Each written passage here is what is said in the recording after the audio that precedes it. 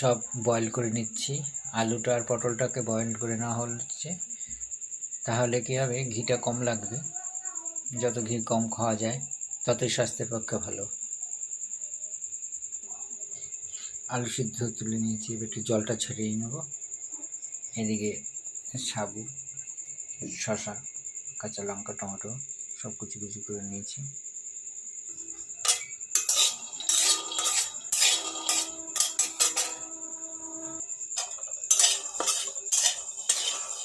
একটু লবণে টেলে নিচ্ছি।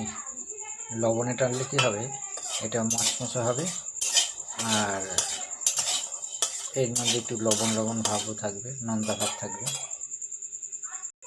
দেখুন ভাজা প্রায় রেডি, ভাজা হয়ে গেছে।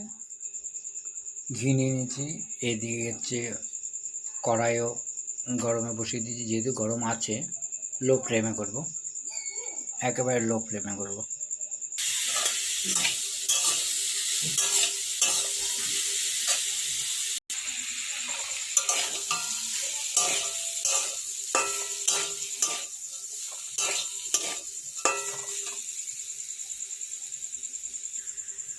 বন্ধুরা তৈরি, কেমন হলো আপনারা জানাবেন, আপনারাও করে খেতে পারেন।